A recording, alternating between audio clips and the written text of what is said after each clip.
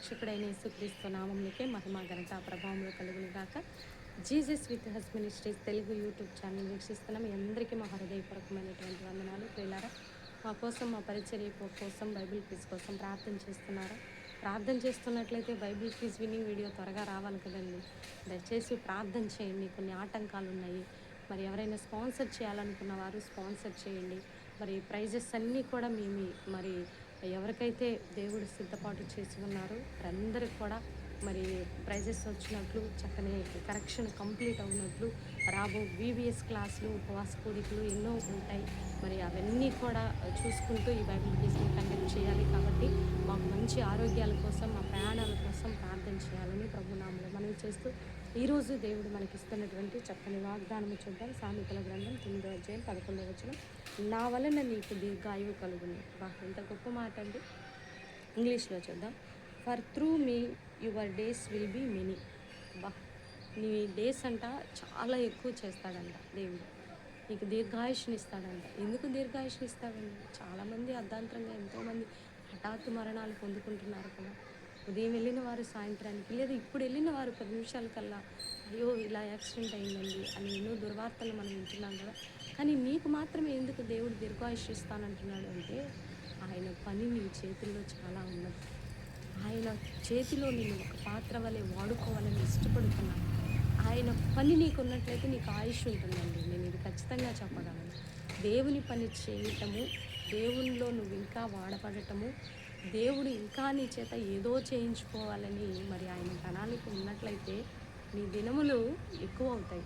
అందుకే your days will be many. Your days will be many అండి. ఈరోజు దేవుడు చెప్తున్నాడంటే, అయ్యా నేను ఎంతో చేయాలనుకుంటున్నాను, ఏమీ చేయలేకపోతున్నాను, నేను ఇంకా చేయాల్సింది ఉంది ప్రభా అని ఏడ్చి అలసిపోయావేమో దేవుని సన్నిధిలో. ప్రభా నేను ఇంకా చేస్తానయ్యా, నీ పని చేయడం కోసం నన్ను పరిగెంతించయ్యా, అలసిపోక సలసిపోక సమసిల్లిపోక నాకు శక్తివయ్యా అని ప్రభు సన్నిధిలో గోసారుచున్నావేమో ప్రియ సహోదరి సహోదరుడు. దేవుడు ఈరోజు నీకు ఇస్తున్నటువంటి చక్కని వాగ్దానం, your through me your days will be many. నీకు దీర్ఘాయుష్ నా వల్ల కలుగుతుంది. దేవుడు నీకు దీర్ఘాయుష్ ఇస్తుంది. బలహీనతను బట్టి, భయంకరమైన కుదరని రోగమును బట్టి, ఇంకా అయిపోయిందండి నా జీవితము, ఇంకేం లేదు, ఇంకా నేను ఎన్ని రోజులు బ్రతుకుతాను అని బతకలేనేమో అనుకున్నాను. దేవునికి అసాధ్యమైనదంటూ ఏదీ లేదండి. నీ శరీరం కుళ్ళిపోయినా సరే, నీ శరీరము మురికి పట్టిపోయినా సరే, ఇక్కడ సమస్తము డిస్ట్రాయిడ్ అయినా సరే, ఆయన జీవం పోయగలిగి నమ్ము, విశ్వసించి నమ్ము. నీ ఆయుష్ ఆయన దీర్ఘాయుష్ చేస్తానని వాగ్దానం చేస్తున్నాడు. నువ్వు ఏ స్థితిలో ఈరోజు మరణ పడక మీద ఉన్నావేమో, ఇంకా అయిపోయిందండి, ఫ్యూ డేసేనండి, అందరూ వచ్చి చూసిపోతున్నారేమో ప్రియ సహోదరి సహోదరుడా.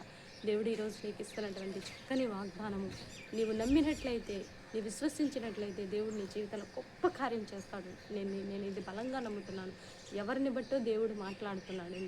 దయచేసి నమ్మండి, విశ్వసించండి. దేవుడు ఖచ్చితంగా కార్యం చేస్తాడు. ఆయన విడిచిపెట్టే దేవుడు కాదు.